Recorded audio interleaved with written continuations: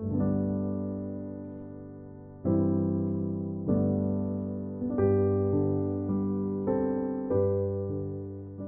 거룩한 주일입니다. 오늘 주님 앞에 나오신 여러분들 한 분 한 분에게 하나님의 놀라운 은혜와 또 큰 축복이 함께 할 수 있는 귀한 시간 되길 간절히 소원합니다. 오늘 하나님 앞에 예배하실 때 우리가 나의 모든 것을 다 드릴 수 있는 그런 예배가 되었으면 좋겠습니다. 내 마음을 드리고 또 내 정성을 드리고 무엇보다도 지난 한 주간 내가 살아가면서 지었던 또 세상적인 죄악된 것들, 마음의 욕심들, 그 모든 것들을 주님 앞에 다 불태워버릴 수 있는 그런 귀한 예배 시간 됐으면 좋겠습니다. 그렇게 예배할 때 하나님은 우리의 마음을 다 받아주실 거예요. 그리고 그런 우리에게 하나님이 또 필요한 은혜를 채워주심으로 인해 우리가 힘을 가지고 살아나갈 수 있도록 만들어주실 줄 믿습니다. 오늘 그 믿음을 가지고 그 마음을 가지고 함께 예배할 수 있는 시간 되길 간절히 소원합니다. 모두 자리에서 일어나셔서요. 나는 예배자입니다. 함께 찬양하시면서 하나님 앞에 예배드리겠습니다.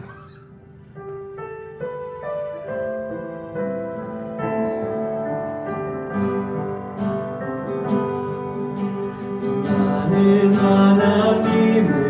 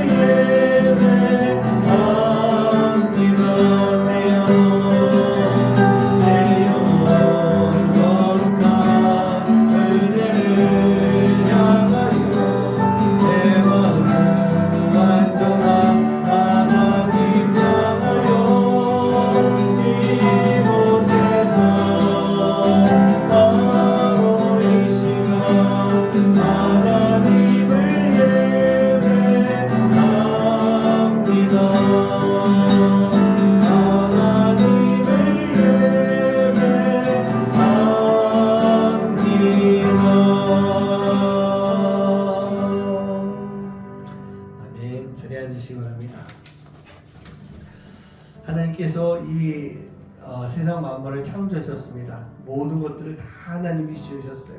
인간인 우리부터 동물까지 꽃, 나무 하나까지도 다 하나님이 창조하신 창조물입니다.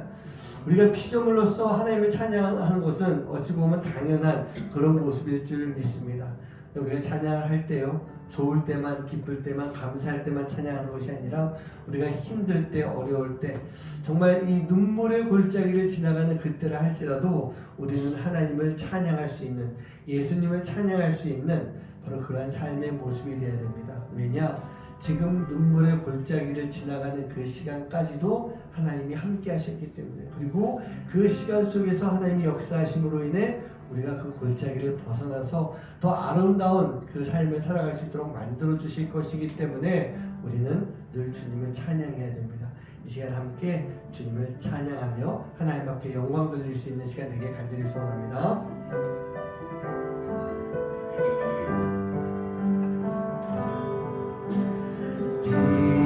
이곳에 생명샘 솟아나 눈물 골짝 지나갈 때에 너잖아 열매 맺히고 웃음소리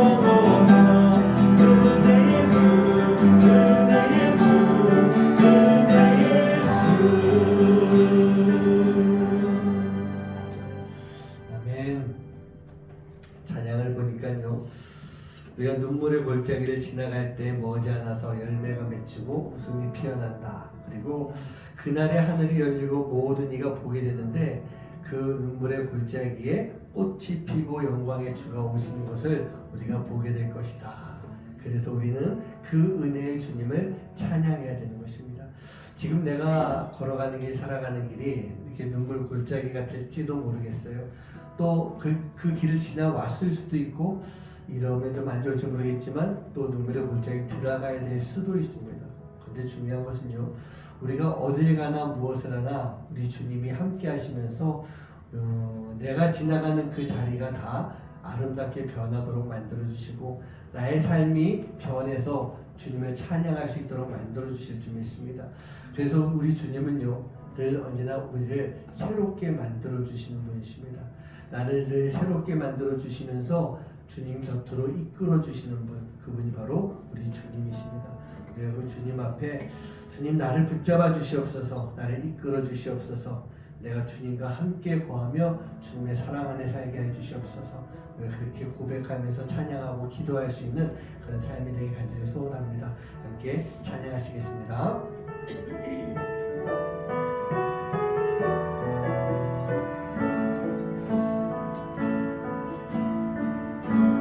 주께 가오니 날 새롭게 하시고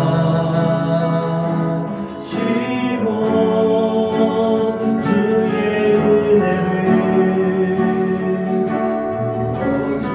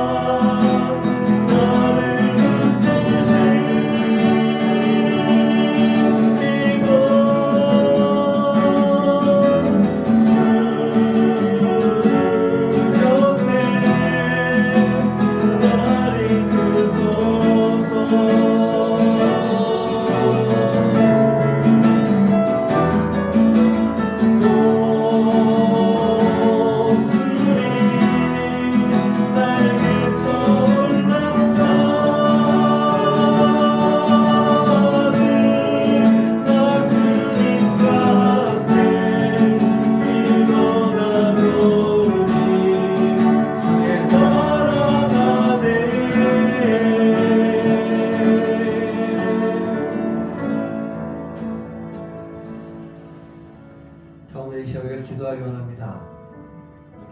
기도하기 전에 우리가 이 믿음을 가지고 기도해야 될 것 같아요. 주님은 나를 붙들어 주십니다.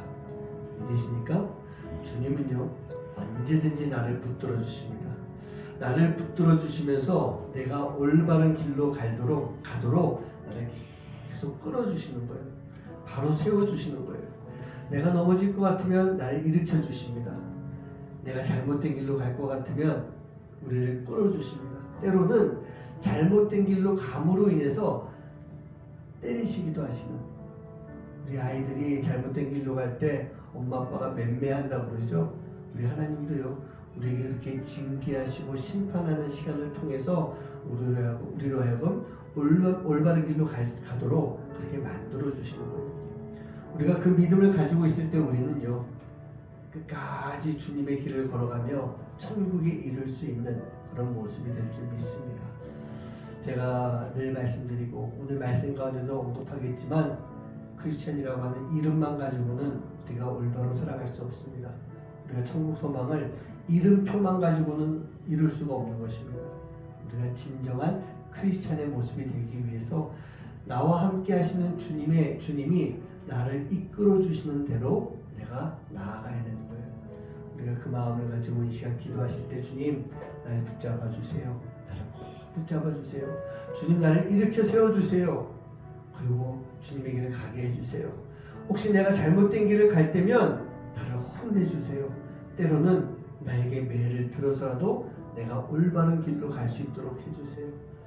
우리가 그 마음을 가지고 이 시간 기도하시기 바랍니다. 오늘 우리가 예배 가운데 역사하실 주님을 우리가 기대하면서 주님 나에게 오늘 어떤 은혜 주시겠습니까? 내가 받고 싶은 은혜가 있을 수도 있지만 그보다는 하나님이 나에게 주시고자 하는 은혜를 내가 받을 수 있게 해주시고 그 은혜의 힘을 가지고 살아가게 해주시옵소서.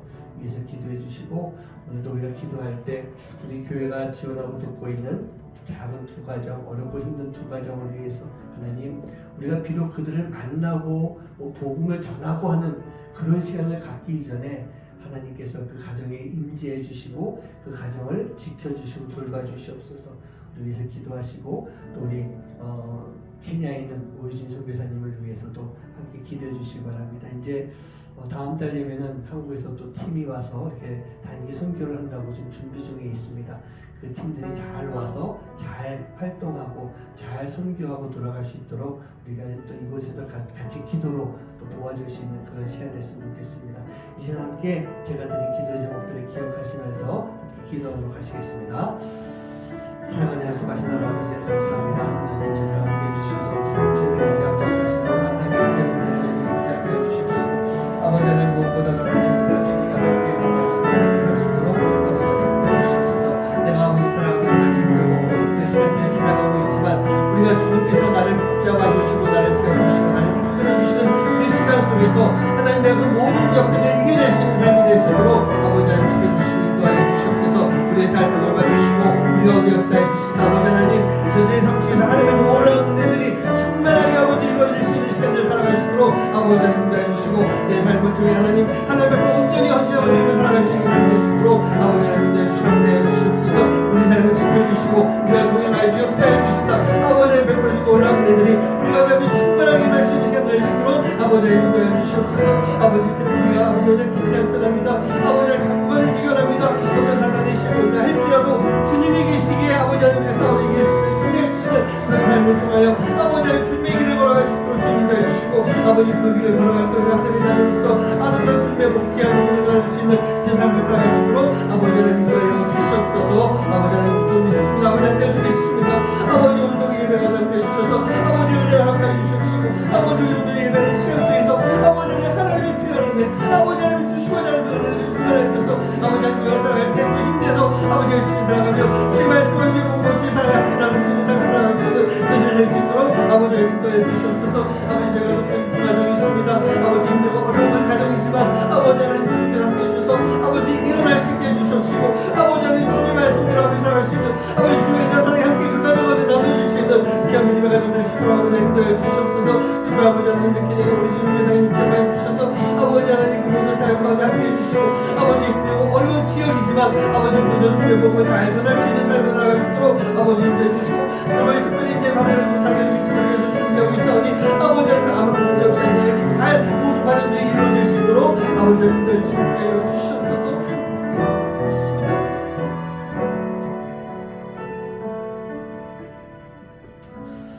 하나님 감사합니다. 오늘도 우리가 주님 앞에 나와서 예배합니다.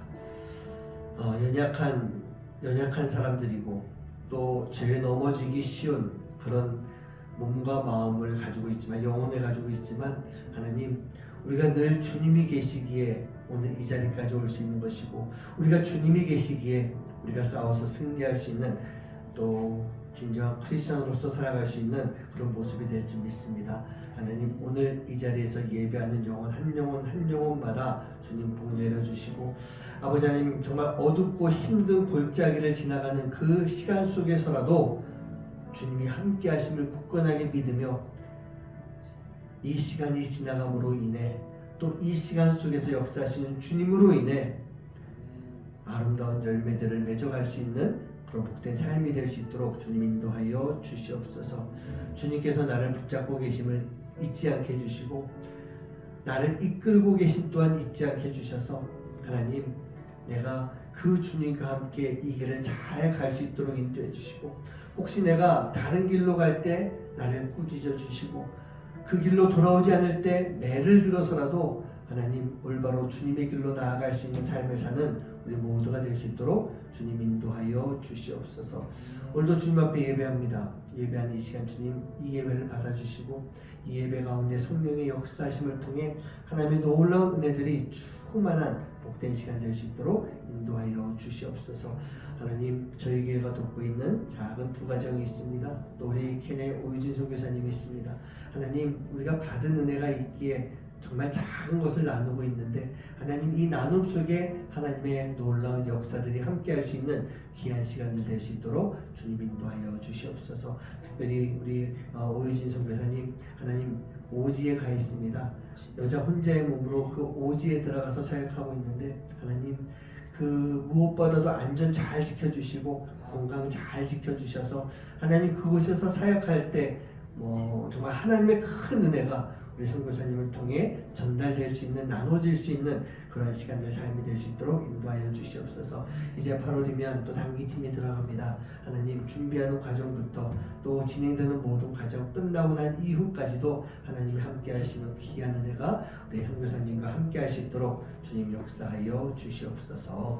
감사드리며 이 모든 말씀 예수님의 이름으로 간절히 축복하며 기도하옵나이다. 아멘. 자, 오늘 말씀 보시겠습니다. 아모스서 2장 4절부터 8절까지의 말씀입니다. 여호와께서 이와 같이 말씀하시되 유다의 서너 가지 죄로 말미암아 내가 그 벌을 돌이키지 아니하리니 이는 그들이 여호와의 율법을 멸시하며 그 율례를 지키지 아니하고 그의 조상들이 따라가던 거짓 것에 미혹되었음이라. 내가 유다에 불을 보내리니 예루살렘의 궁궐들을 사르리라. 여호와께서 이와 같이 말씀하시되 이스라엘의 서너 가지 죄로 말미암아 내가 그 벌을 돌이키지 아니하리니 이는 그들이 은을 받고 의인을 팔며 신 한 켤레를 받고 가난한 자를 팔며 힘없는 자의 머리를 티끌 먼지 속에 발로 밟고 연약한 자의 길을 굽게 하며 아버지와 아들이 한 젊은 여인에게 다녀서 내 거룩한 이름을 더럽히며 모든 제단 옆에서 전당 잡은 옷 위에 누우며 그들의 신전에서 벌금으로 얻은 포도주를 마시느니라. 아멘. 네, 저희가 지금 이제 마르지 않는 하나님의 공의라고 하는 주제를 가지고 말씀을 나누고 있습니다. 오늘 이제 세 번째 시간입니다. 여러분 아모스서에서 말하고 있는 하나님의 공의라고 하는 것 그게 어떤 공의일까요? 일반적으로 이 공의라고 하는 그런 단어는요 올바른 의, 정의로운 의 이렇게 표현할 수가 있습니다. 그런데 하나님의 공의라고 하는 그런 단어를 할 때는 잘 들으세요. 의로운 무엇이라기보다는요 그 무엇을 어떻게 나타내고 있는가라고 하는 것, 거기에 더 초점을 맞춰야 되는 거예요. 어떤 공의가 무엇이냐라는 것보다는 이 공의가 어떻게 펼쳐지고 있느냐, 이게 더 중요하다는 얘기입니다. 즉 하나님의 공의는요, 하나님이 우리 모두에게 당신의 의를 공평하게 펼쳐주시는 것, 그것을 의미하고 있는데, 그렇다고 한다면 아모스서에서 하나님은 어떤 공의를 지금 어떻게 보여주고 계시느냐라고 하는 것, 그게 상당히 중요하다는 얘기예요. 자, 아모스서는 일반적으로요, 소선지서, 작은 선지서라고 이렇게 표현하고 있습니다. 이사야, 에레미야, 에가, 에스겔, 다니엘, 이렇게 5권의 선지서가 있는데 이것은 대선지서라고 표현해요. 그런데 왜 대선지서냐? 좀 더 위대한 선지자가 이 글을 쓰고 또 더 많은 사역이, 더 큰 사역들을 갖다가 정리해놔서 대선지서가 아니라 아주 단순하죠. 양이 많기 때문에 대선지서입니다. 그래서 이 선지서들 모여있는 곳에 앞에 5개가 이렇게 쭉 모여있고 나머지 그 뒤로 12개의 소선지서가 이게 쭉 나와 있는 거예요. 그렇다고 한다면 이 대선지서, 소선지서 총 17개의 선지서 안에 모든 선지서에서 지금 말하고 있는 내용이 무엇일까? 어떤 이야기를 하고 있는 것이겠습니까? 대부분 공통적으로 나오는 말이 모든 선지서 안에 대부분이요, 이스라엘의 멸망에 대한 말씀을 계속 해주고 있는 거예요. 그리고 이 이야기는요, 하나님이 모든 선지자들에게 동일하게 전해준 그런 말씀인 것입니다. 그러면요, 왜 하나님이 이스라엘의 멸망에 대해서 전하라고 하셨을까? 왜 많은 선지자들에게, 물론 뭐 다른 경우도 있지만, 다른 이야기도 있지만요, 대부분이 그런 거거든요. 왜 이스라엘의 멸망에 대해서 전하라고 하셨을까? 그 답은 하나예요. 이스라엘이 죄 가운데 빠졌기 때문이에요. 그리고 그 죄로 인해서 타락했기 때문이고, 그로 인하여 하나님을 점점 떠나가고 있기 때문이라는 얘기입니다. 이스라엘이 나중에 시간이 지나서 이제 모여서 성경 작업을 시작하게 됩니다. 그러면서 이 예언서들을 다 모아가지고 이 내용들을, 이 사실 좋지 않은 내용이잖아요. 자신들에게 멸망에 대해서 예언을 한, 그 이야기 전한 이 책들을 다 모아가지고 성경 안에 포함시킨 이유가 무엇이겠어요? 자신들의 이 후대에 이 잘못을 자신의 후대들에게 알려주면서 앞으로 이스라엘은 하나님을 떠나지 말아라 라고 하는 그런 목적이 그 안에 있었을 것입니다. 여러분, 이 예언서, 선지서라고 하는 것은요, 이 성경에 나와 있는 것 말고도 많이 있었을 거예요. 정말 좋은 글에 좀 지금 우리 표현으로 은혜롭게 보이는 그런 선지자들의 그 이야기들도 많이 있었을 텐데 그런 건 다 빠졌어요. 거의 다 빠져버리고 이스라엘의 멸망을 언급하고 있는 선지서들이 대량으로 이 안에 17권 안에 들어가 있다는 얘기입니다. 이것은요, 바로 이 이스라엘 민족들이 자신들의 잘못을 인정하면서 자신들의 잘못이 다시는 더 후대에 물려지지 않기 위하여 더 하나님만 보면서 나가자고 하는 그런 의미가 이 안에 들어가 있다는 얘기예요. 그리고 이 예언서, 선지서들이 지금까지 남아있는 그 이유는요, 바로 지금 우리들에게까지, 이스라엘만이 아니라 우리들에게까지 경고하면서 주시는 하나님의 메시지다라고 하는 것, 그것을 우리가 꼭 기억해야 되는 것입니다. 그렇다고 한다면 도대체 이스라엘의 죄가 무엇이었기에, 얼마나 큰 죄를 지었기에 하나님께서 당신이 세우신 나라 이스라엘인데 그 이스라엘을 멸망을 시키신 것일까? 그리고 이 사건들이 이 하나님의 공의라고 하는 것과 무슨 관련이 있는 것일까? 우리가 그것을 한번 좀 생각을 해봐야 될 것 같아요. 우선 아모스서 시작을 이렇게 보고 있으면요, 이 하나님의 공의가 분명하게 나타나고 있어요. 1장에서 1절과 2절은 제가 지난주에 말씀을 드렸었는데 아모스에 대한 소개가 나오게 됩니다. 그러면서 3절부터 쭉 나오는 이야기가 뭐냐, 3절 시작할 때부터 이스라엘이 아닌 주변의 7개 나라에 대한 심판을 지금 메시지로 전해주고 있는 거예요. 하나님의 심판에 대한 말씀을 하고 있는 것입니다.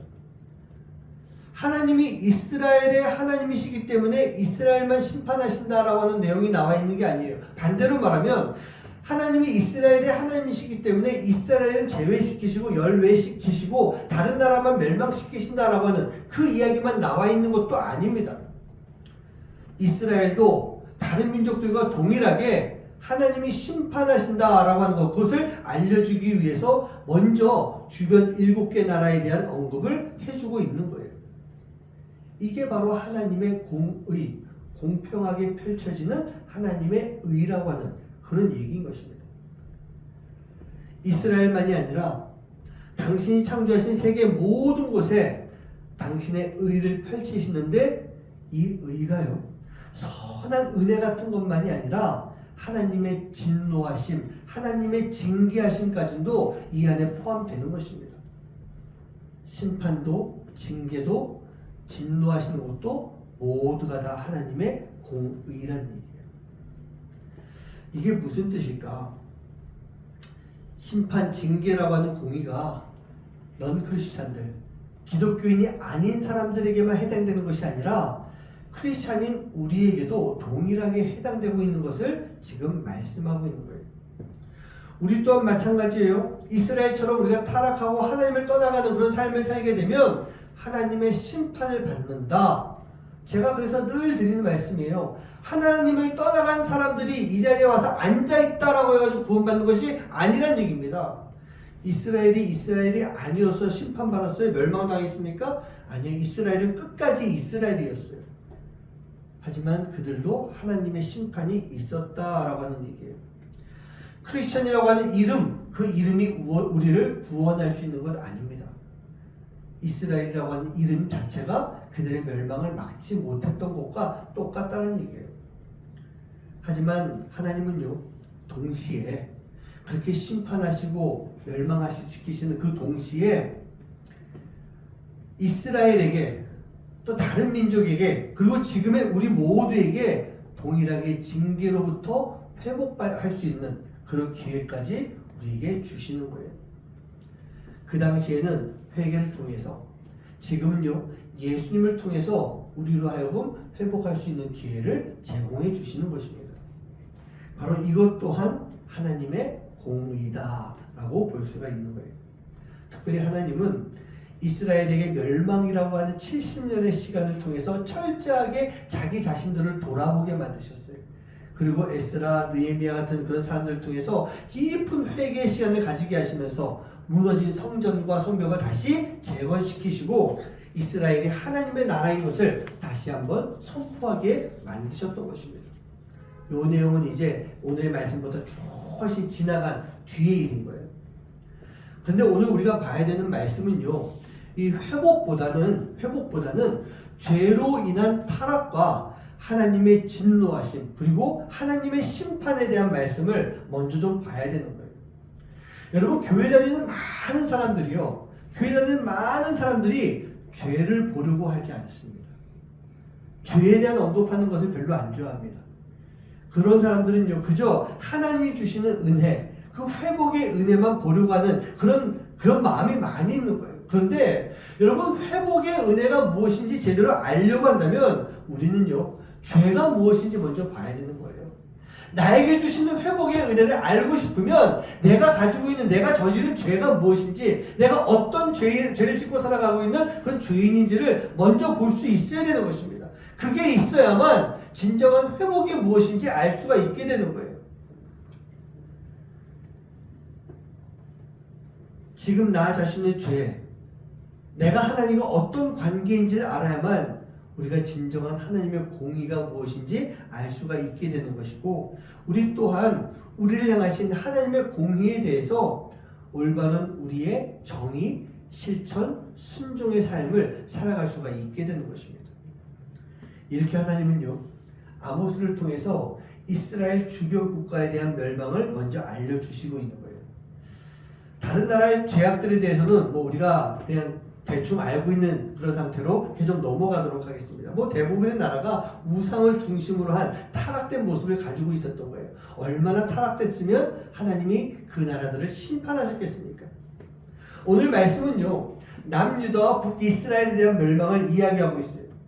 남유다 출신이라고 그랬죠. 아모스가 남유다 출신이에요. 그런 아모스가 북이스라엘 멸망을 이야기하는 것, 그게 지금 아모스에 나와 있는 이야기인데, 북이스라엘의 멸망을 말하고 있는데 하나님은요, 북이스라엘만이 아니라 남유다에 대해서도 지금 언급을 해주고 계시는 거예요.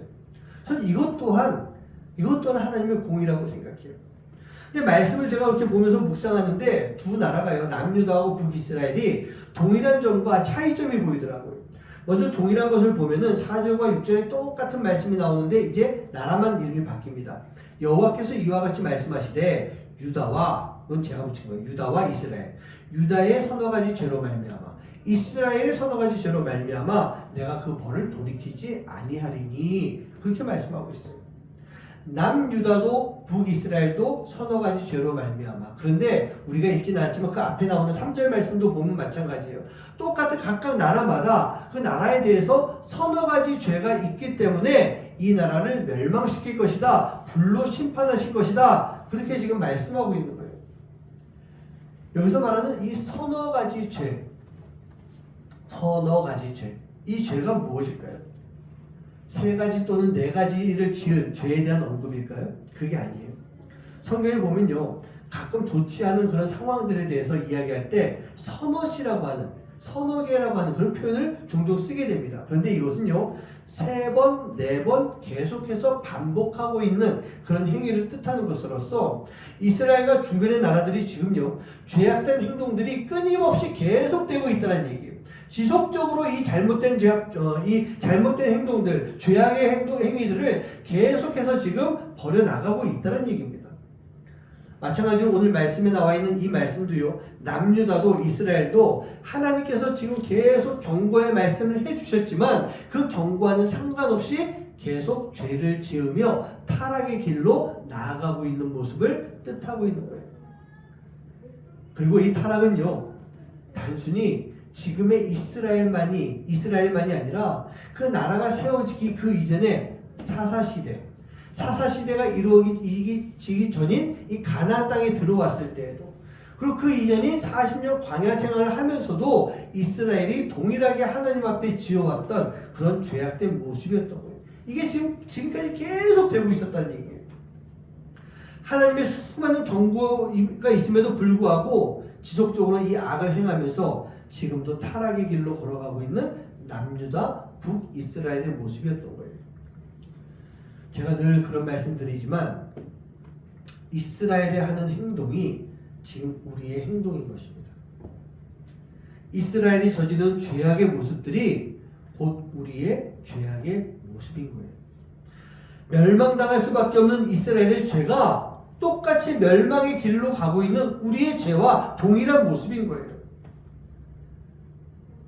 그런데 말씀을 잘 보고 있으면요, 남유다 북이스라엘에 대해서 하나님 말씀이 다르게 나타나는 그 부분이 있습니다. 이건 한번 같이 읽어봤으면 좋겠어요. 먼저 아모스 2장 4절 말씀입니다. 함께 합독합니다. 시작. 여호와께서 이와 같이 말씀하시되 유다의 서너 가지 죄로 말미암아 내가 그 벌을 돌이키지 아니하리니 이는 그들이 여호와의 율법을 멸시하며 그 율례를 지키지 아니하고 그의 조상들이 따라갔던 거짓 것에 미혹되었습니다. 자, 이렇게 해서 하나님이 지금 남유다에 불을 내리시겠다, 남유다를 멸망시키시겠다, 그렇게 먼저 말씀하셨어요. 이게 4절이에요. 근데 북이스라엘에 대해서 뭐라고 말하느냐, 좀 다르게 보일 겁니다. 한번 잘 보면서 읽어보세요. 6절부터 8절입니다. 시작. 그들이 은을 받고 의인을 팔며 신한 켤레를 받고 가난한 자를 팔며 힘없는 자의 머리를 티끌 먼지 속에 발로 밟고 자의 길을 곱게 하며 아버지와 아들이 한 젊은 여인에게 다녀서 내 거룩한 이름을 더럽히며 모든 제단 옆에서 전당 잡은 옷 위에 누우며 그들의 신전에서 벌금으로 얻은 포도주를 마시니라. 아멘. 자, 남유다와 북이스라엘에 대해서 언급하고 있는 내용들의 차이점을 좀 아시겠어요? 지금 어떻게 지금 언급하고 있는지? 남유다에 대한 하나님의 징계 이유가 나오고 있습니다. 앞에 7개국은요, 왜 이 나라를 멸망시킬 것인가에 대한 내용을 말씀하지 않으셨어요. 그런데 남유다와 북이스라엘은 분명한 징계 사유를 말씀하시는데, 남유다에 대해서는요, 여호와의 율법을 멸시했다라고 하는 그런 거예요. 여호와의 율법을 멸시한 것이고 여호와의 율례를 지키지 않았으며 거짓에 미혹되었기 때문에 하나님께서 진노하셔서 징계하시겠다, 그렇게 지금 말씀하고 있는 것입니다. 즉 하나님은 지금 아모스를 통해서요 남유다의 영적인 상태, 영적 문제를 지목하고 계시는 거예요. 너희들이 지금 이렇게 영적으로 잘못된 생각들을 가지고 있는 것이다 라고는 그런 말씀을 하고 있는 것입니다. 그런데 이 세 가지 죄악된 모습 속에서 보면요 죄를 짓는 과정, 타락의 길로 가고 있는 순서가 이렇게 나타나고 있더라고요. 사단이 우리에게 들어오면 가장 먼저 나타나는 현상이 뭔지 아십니까? 여호와의 율법을 멸시하는 거예요. 여호와의 율법을 멸시하는 거예요. 여러분 율법이 무엇일까요? 그 단순한 이스라엘의 법이 아니에요. 단순하게 법이 아니라 이스라엘을 향하신 하나님의 뜻이고 하나님의 말씀이 바로 이 율법인 것입니다. 근데 제가 계속 말씀드리지만 이스라엘이라고 하는 것은 지금 동일하게 우리에게도 똑같이 적용되는 거예요. 이스라엘의 율법이라고 한다면 우리의 율법, 우리에게 주신 율법이에요. 이스라엘 향한 하나님의 뜻이라고 한다면 우리를 향하신 하나님의 뜻인 거예요. 지금 우리를 향해서 하나님이 말씀해 주시고 있는 건데 그것을 지금 멸시하고 있었다라는 그런 말씀입니다. 사단은 동일합니다. 지금 우리 안에 들어와서 우리로 하여금 하나님의 뜻이 무엇인지 알지 못하게 만드는 것. 하나님의 뜻이 무엇인지 알지 못하게 만드는 것. 오늘 예배를 나와서 주님 앞에 하나님 앞에 예배드리고 하나님이 주시는 그 말씀을 들어야 되는데 그것을 듣지 못하게 방해하는 것. 그 모든 것들이 다 여호와의 율법을 멸시하는 그런 모습이란 얘기예요. 그리고 우리가 이 율법대로 살아가지 않는 것이 무엇이겠습니까? 율례를 지키지 않는 모습인데 하나님의 뜻을 떠나고 말씀을 듣지 않으니 우리 모두가 다 율례와는 상관없이 살아가는 그런 모습이 되고 있는 거예요. 자, 율법을 멸시했죠. 율례와 상관없는 삶을 살고 있죠. 그러면 우리의 삶은요 영적으로 붙잡아주는 힘이 사라지게 되는 거예요. 그 힘이 사라지고 나니까 결국 우리는 사단의 미혹에 넘어가서 거짓된 미혹 속에 빠져들어가고 마는 것입니다. 지금 남유다의 모습이 바로 이런 모습이었어요.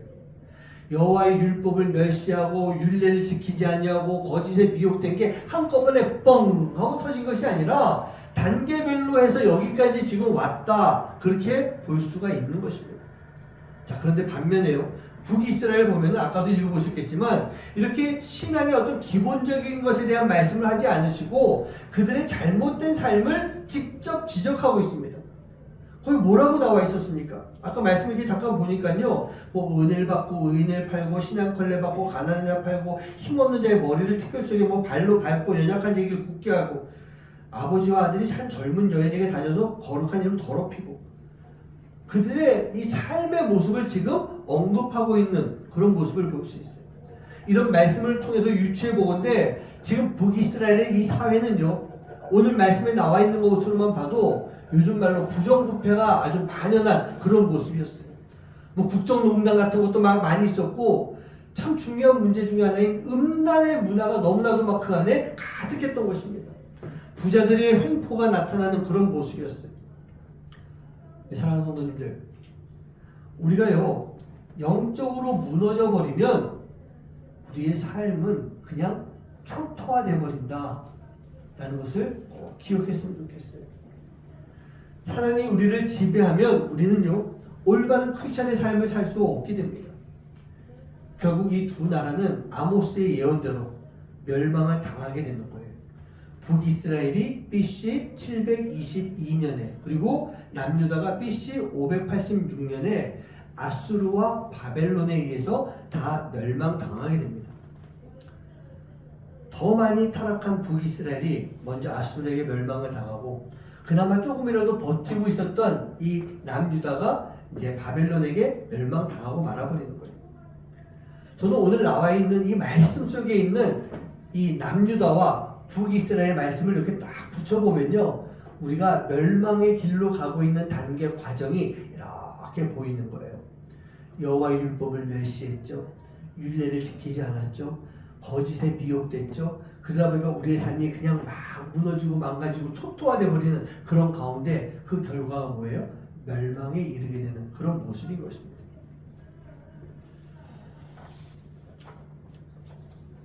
네, 사랑하는 성도님들, 하나님의 공의는요 바로 이 의로운 곳에서 의로운 일을 위해서 나타나게 됩니다.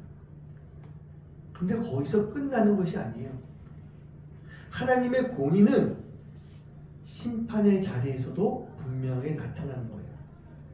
하나님의 선하신 능력과 선하신 힘이 우리를 죄 가운데서 죽음 가운데서 구원해 주시는 그런 힘과 능력이 되지만 동시에 우리가 타락과 죄악의 삶을 살아가게 되면 우리를 멸망으로 이끄시는 진노의 힘과 심판의 힘이 될 수가 있는 것입니다.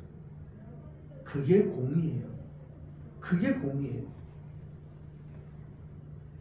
요즘 우리가 매일 성경에서 매일 묵상할 때 에레미야서를 보고 있는데 이 에레미야와 아모스를 보면서 계속해서 비슷한 말씀을 주시는구나 그런 생각을 제가 해봐요.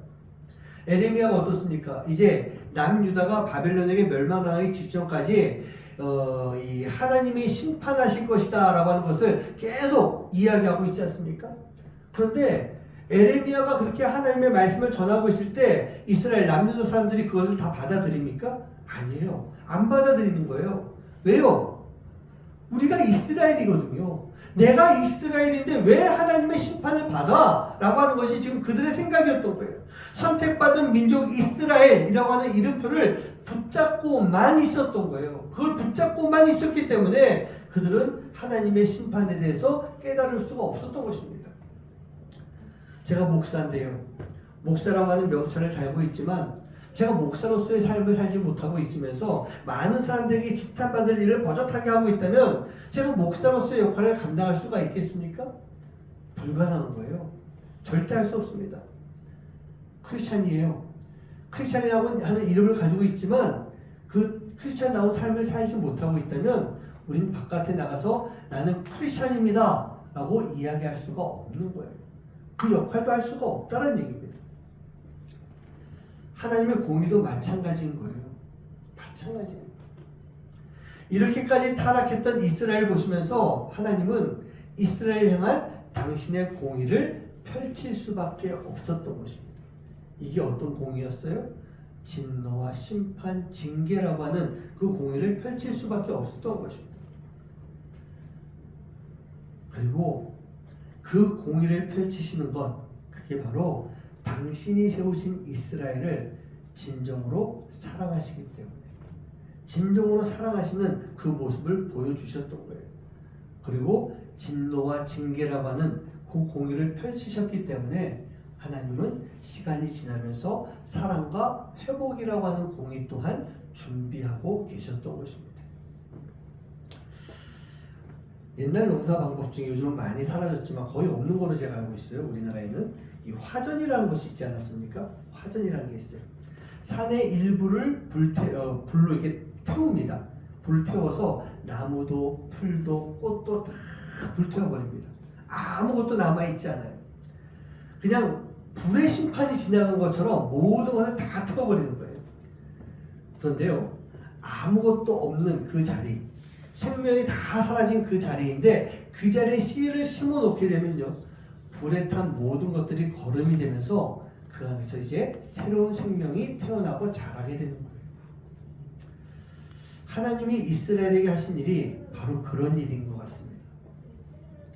하나님이 이스라엘 땅에 화전을 택하신 거예요. 모두 태워서 다 사라지게 만드셨어요. 그런데 하나님이 태워버리는 것으로만 끝나는 것이 아니라 이제 그곳에서 새 생명들이 자라게 만들어 주십니다. 이미 과거부터 그런 시간들이 몇 차례가 있었던 거예요. 노아 시절 노아에는 의인이 없다라고 하시면서 물로 세상을 심판하지 않으십니까? 다 멸망시키셨어요. 하지만 하나님은요, 노아를 통해서 다시 하나님의 민족들, 하나님의 사람들을 이루어가기 시작을 하셨던 것입니다. 가데스 바네아에서 하나님을 거역했던 이스라엘이 출애굽 1세대, 그들이 40년 동안 광야에서 생활하면서 다 죽고 없어지는 그런 징계를 받았을 때 하나님은요, 여호수아를 통해서 이스라엘을 새롭게 출발시키시며 가나안 땅에 들어가게 만들어 주신 거예요. 하나님은 이스라엘이 과거부터 그때까지, 이 아모스가 지금 활동하는 그때까지 범죄할 때마다, 타락하면서 하나님을 떠나갈 때마다 당신의 공의를 진노와 심판, 징계라는 것을 통해서 이스라엘에게 동일하게 다 펼쳐주셨어요. 그게 하나님의 공의였어요. 그리고 이스라엘 주변국도 바로 이러한 하나님의 공의에 따라서 심판을 받게 된 거예요.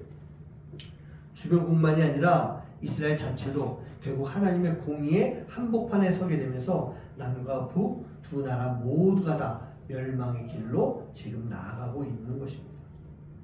그런데 하나님은요, 하나님의 공의가 절대로 멸망으로 끝나게 만들지 않습니다. 에레미야서 29장 10절 11절 말씀인데, 이 말씀에 보면은 이스라엘을 향하신 하나님의 공의의 마음을 그대로 보여주시는 말씀이 있어요. 잘 아시는 말씀일 텐데 한번 같이 읽어봅니다. 시작. 여호와께서 이와 같이 말씀하십니다. 바벨론에서 70년이 차면 내가 너희를 돌보고 나의 선한 말을 너희에게 성취하여 너희를 이곳으로 돌아오게 하리라. 여호와의 말씀이니라. 너희를 향한 나의 생각을 내가 하니 평안이요 재앙이 아니니라. 너희에게 미래와 희망을 주는 것이니라. 아멘. 하나님은요, 이스라엘에게 바벨론 70년이라고 하는 그런 징계를 내리셨습니다. 심판을 주신 거예요. 그런데 그것을 징계로 끝내는 분이 아니라 바로 그 시간을 통해서 이스라엘에게요, 미래와 희망, 소망을 주시기 위해 그 시간을 가지고 계시는 거예요. 우리 눈으로 보면요, 70년의 그 바벨론 포로 생활하는 그 멸망당했던 시간들은 저주였습니다. 그냥 멸망당한 거예요. 끝이 나버린 거예요. 아, 이제는 이스라엘이 끝났구나, 그 생각을 할 수가 있는데, 하나님은 그 시간 속에 그것을 그냥 버리는 것이 아니라 그 시간을 통해 하나님 나라로 다시 세워 나가셨던 거예요. 이게 바로 징계를 통해서 선함을 베풀어 주시는 하나님의 공의란 얘기예요. 사랑하는 성도님들, 우리가요, 올바른 신앙을 가지고 있다면 바로 그 공의의 하나님, 그 공의의 하나님에 대해서 두려운 마음도 분명히 가지고 있어야 되는 거예요. 아까 말씀드린 것처럼 사랑과 회복을 위한 그런 공의의 하나님이시기도 하지만 그 이전에 심판과 진노와 징계의 하나님, 심판하시는 하나님의 공의 또한 우리는 알고 있어야 되는 것입니다. 그리고 그 공의에 대해서 우리가 두려워할 수가 있어야 되는 거예요. 하나님의 공의가 우리에게 있어서 분명한 징계와 심판, 더 나아가서 멸망까지 이르게 하는 그런 힘이 있기 때문인 거예요. 그런데 그 공의는요, 우리를 끝까지 기다리며 살리시는 힘이 있음 또한 우리가 기억하고 있어야 돼요. 이 두 가지를 다 기억하면서 우리가 올바른 하나님의 공의를 붙잡고 살아갈 수 있는 여러분들의 삶이 되시기를 주님의 이름으로 간절히 축원합니다. 우리 시간에 찬양했으면 좋겠는데요, 선한 능력으로라고 하는 그런 찬양입니다. 우리가 선한 힘 가운데 고요히 감싸여서 놀라운 주님의 평화를 누리는 것. 근데 그 평화를 누리기 위해서는 우리가 감당해야 될 많은 힘들고 어려운 시간들이 있습니다.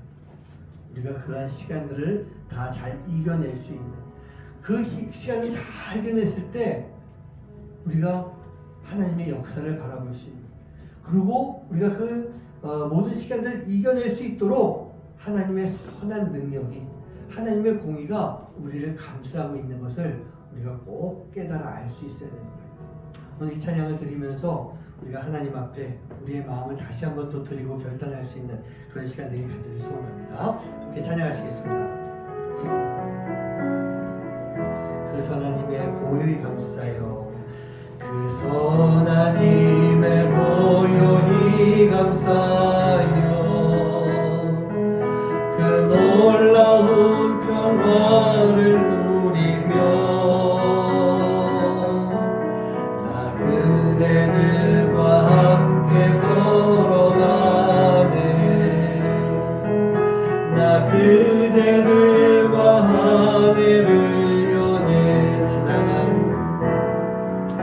지나간 허물 어둠의 날들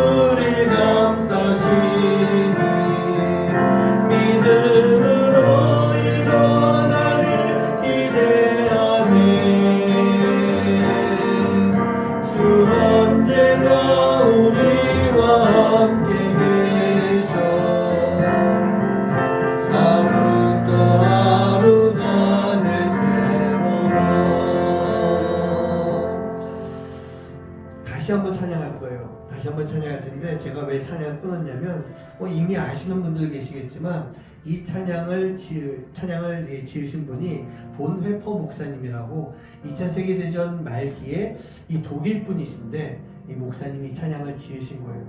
이 목사님이 찬양을 지으실 때는요, 이 목사님이 원래 미국에 계셨습니다.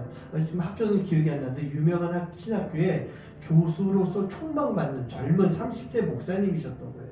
근데 이 목사님이요, 이 독일에 와서 자기 조국의 현실을 눈앞에 보면서 도저히 그냥 가만히 있을 수가 없었던 거예요. 그래서 미국에서 편한 삶을 다 버리고 이 독일로 와서 이 세상을 향해서 올바른 선지자적인 그런 삶을 선포하시고 그 선포하시다가 결국은 독일 정부에 붙잡혀서 우리말로 치면 순교를 당하신 거 맞아요. 순교 당하신 그분이십니다. 우리가 한번 그 당시 상황을 생각해 보면서 찬양을 하면 더 이렇게 이 가사가 마음에 와 닿지 않을까 그런 생각을 해봐요. 독일이라고 하는 나라뿐만 아니죠. 독일로 인해서 얼마나 많은 나라들이 고통과 고난 속에 있었습니까? 어려움을 겪었습니까? 그런데 바로 그곳에 하나님의 선한 힘이 함께 하시면서 온전한 회복을 이루어주시는 그런 가사의 내용인 것 같아요. 우리 시간을 생각하지 말고 우리 찬양을 1, 2, 3, 4절 먼저 부르고 그 다음에 후렴으로 들어가면서 한번 이제 찬양하실 텐데 가사를 좀 이렇게 잘 생각해 보면서 이렇게 찬양했으면 좋겠습니다. 우리 한번 처음부터 다시 한번 찬양하시겠습니다. 그 선하님의 고요히 감사요. 그 선하님의 고요히 감사요. 그 놀라운 평화를 누리며 나 그대들과 함께 걸어가네. 나 그대들과 하늘을 여네. 지나가 머물 어둠의 날들이 무겁게 되어 온짓 눌러도 오 주여 우리 외면치 마시고 약속의 구원을 이루소서. 주께서 밝히신 작은 촛불이 어둠을 내치고 타오르네. 그 빛에 우리 모두 하나 되어 우리의 비추게 하소서. 이 고요함이 깊이 번져갈게. 저 가슴 벅찬 노래 들리네. 다시 하나가 되게 이끄소서. 당신의 빛이 빛나는 이가 그 선하님이 우릴 감싸시니 믿음으로 일어나길 기대하네. 주 언제나 우리와 함께 계셔. 하루 또 하루가 늘 자리에서 일어나서 찬양합니다. 그 선하님이 우릴 감싸시니 믿음으로 일어나길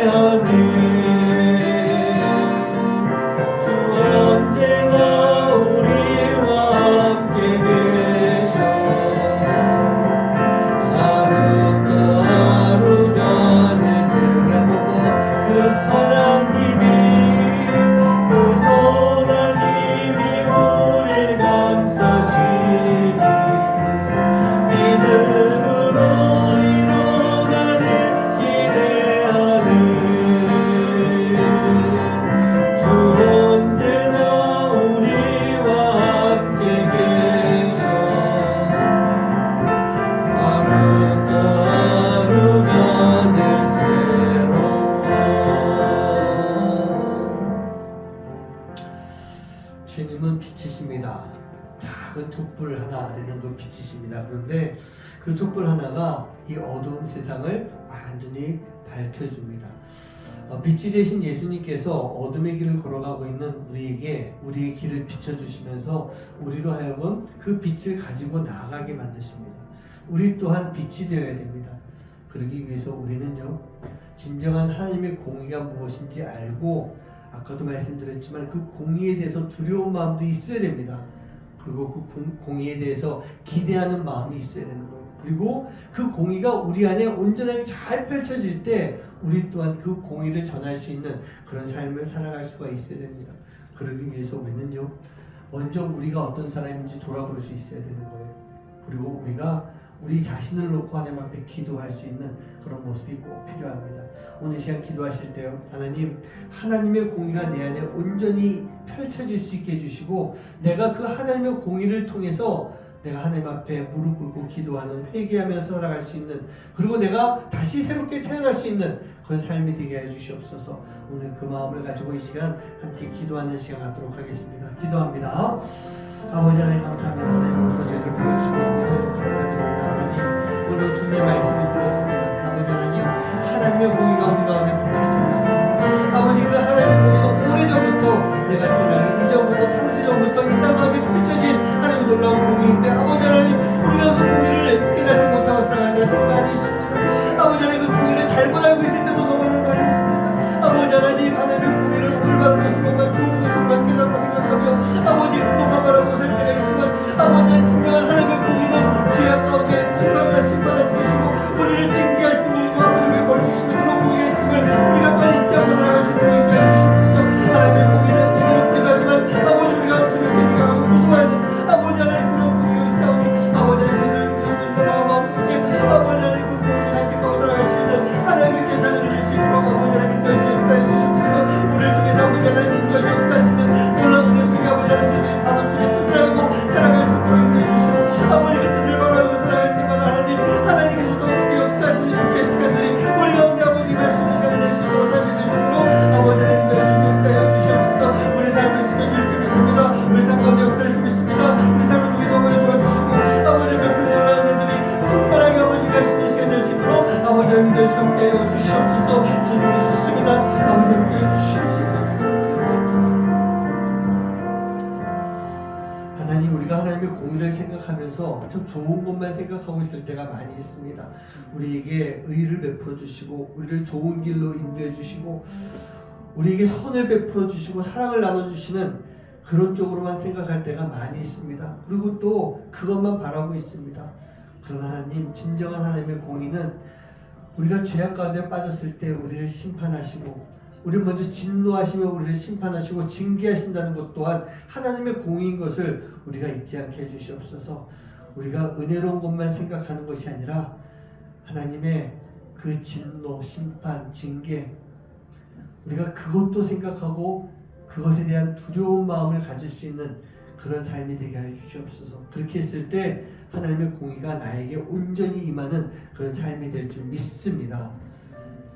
하나님, 우리가 살아가면서 하나님의 공의가 펼쳐지는 곳에 도구가 되어야 되지 않겠습니까? 그러기 위해서는 하나님의 공의가 무엇인지, 어떻게 펼쳐지고 있는 것인지를 바로 알고 살아갈 수 있도록 인도하여 주시옵소서. 북이스라엘이, 남유다가 이스라엘이라고 하는 이름만 가지고는 멸망을 피하지 못했던 것, 우리도 기억하게 해주셔서 우리가 크리스천이라고 하는 이름표만 가지고 살아가는 것이 아니라 진정한 크리스천으로서의 삶을 위해서 먼저 회개하고 주님 앞에 무릎 꿇고 주님을 경외하는 그 마음을 가질 수 있도록 인도하여 주시옵소서. 그렇게 살아갈 때 우리 안에 진정한 공의가 펼쳐지는 그런 삶이 될 줄 믿습니다. 오늘도 주님 앞에 우리가 귀한 예물을 드립니다. 하나님, 예물을 드리는 손길 위에 복 내려주시고, 하나님 그 손길 가운데 하나님의 은혜가 떠나지 않게 해주시고, 무엇보다도 하나님 그 손길을 통해서 하나님의 은혜가 나누어지는 곳에 귀하게 쓰임받을 수 있는 하나님의 자녀들 될 수 있도록 인도하여 주시옵소서. 오늘 드리는 귀한 예물들입니다. 과부의 2 랩돈과 같은 마음을 가지고 주님 앞에 온전히 드릴 수 있는 그런 드리는 손길이오니 하나님 이 손길을 잊지 말아 주시고 이 손길 가운데 더 큰 하나님의 은혜로 채워주셔서 아버지 하나님 정말 이 예물이 아름다운 향기가 되어 주님의 이름으로 쓰임받을 수 있는 귀하고 복된 예물들 될 수 있도록 인도하여 주시옵소서. 이제는 우리 주 예수 그리스도의 은혜와 하나님의 놀라우신 사랑하심과 성령님의 역사하심과 교통하심이 하나님의 공의를 바로 알고 그 하나님의 공의를 온전히 따라가며 하나님의 공의가 펼쳐지는 그곳 가운데 내가 그 공의 안에 있고 공의를 나누는 도구가 되기를 마음속 깊이 다짐하는 하나님의 귀한 자녀들 머리머리 위에 이제로부터 영원까지 함께 하시기만을 간절히 축원하옵나이다. 아멘.